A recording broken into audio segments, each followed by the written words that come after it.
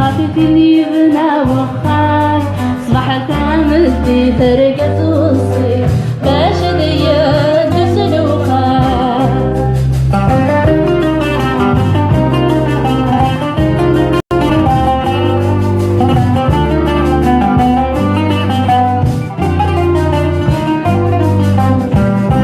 وصيت نكوي ونيوان ميتون فكريتا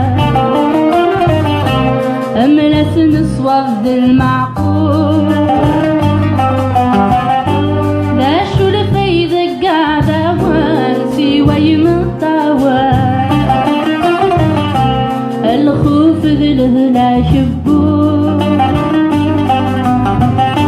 أكن الذي مدان يشرب بين غكيوان تلسى سواع تغدي تسموقون أتقبيلي تاتي جدي غافتني بنا وخا صبحت عملتي ترقز وصيد باش ديا تسلوقا أتقبيلي تاتي جدي غافتني بنا وخا صبحت عملتي ترقز وصيد باش ديا تسلوقا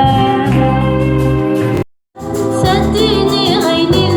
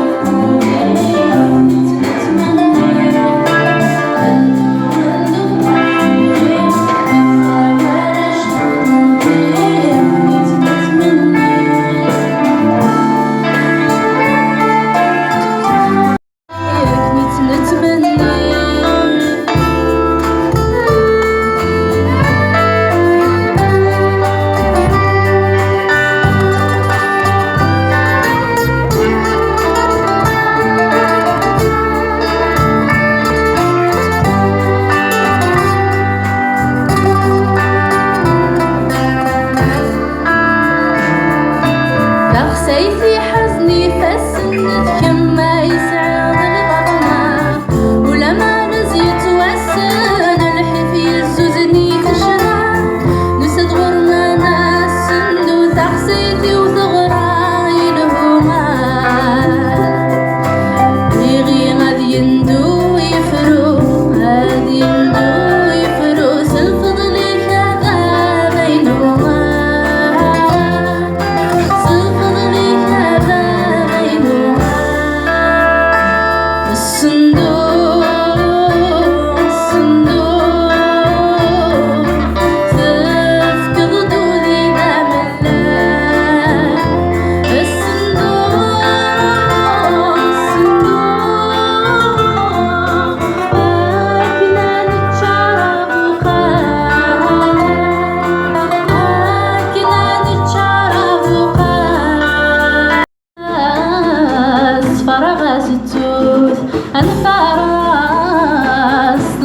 عزيز دي الدنيا كل شي يفوت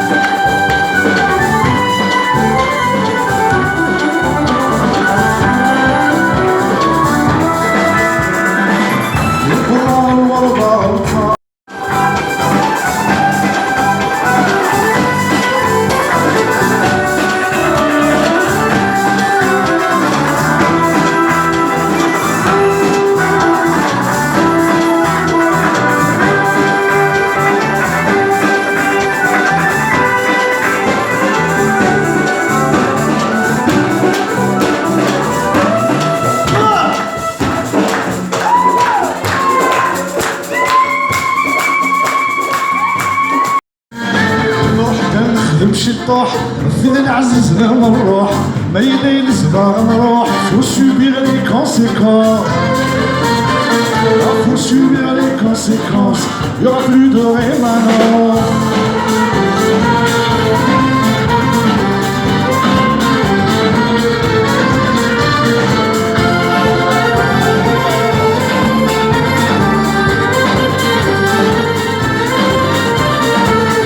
Mesdemoiselles, messieurs, si je dois vous dire adieu, sachez bien que mes aïeux ont combattu pour la France. Ont combattu pour la France, bien avant la résidence.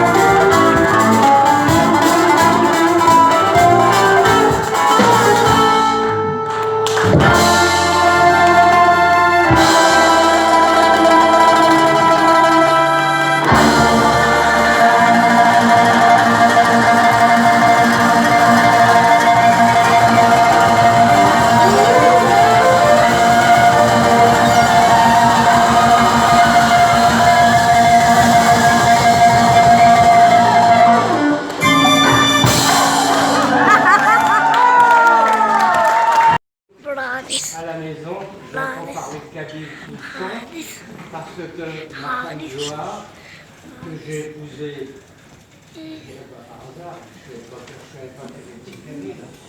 Quand j'ai compris qu'elle était kabyle, j'ai pas dit que j'avais fait. Parce qu'on ne peut pas leur parler à ces gens-là, ils se parlent entre eux. C'est complètement indépendant. On croit qu'ils sont musulmans, ils ne sont pas musulmans du tout, ils sont tous maoris et compagnie. Ils ne parlent pas arabe, ils ne sont pas algériens, ils sont en Algérie. Il y a, si vous regardez la carte, la Kabylie, un tout petit bout au bord de la Méditerranée. Oui, quoi? Et ben voilà les vrais Kabyles. Voilà les Kabyles. Et les Kabyles qui sont là, c'est pas comme beaucoup d'autres Kabyles qui essayent de dire ouais, on est algérien, vive l'Algérie, etc. Ils disent vive la Kabylie. On est Kabyle. Tout le monde doit être Kabyle. On est Kabyle ou on n'est pas Kabyle. Voilà. Et ben moi je suis avec une Kabyle. Et là voilà. Bravo! Ouais, bravo!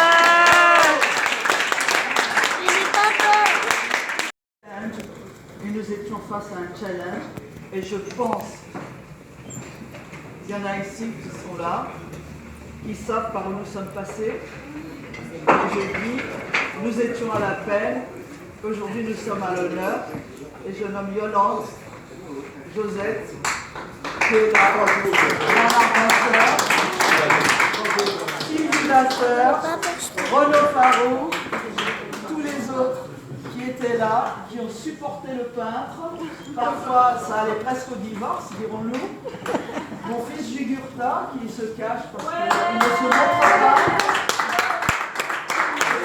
Et sans lequel, Internet et tout cela, c'est lui qui fait tout ce travail à côté de moi,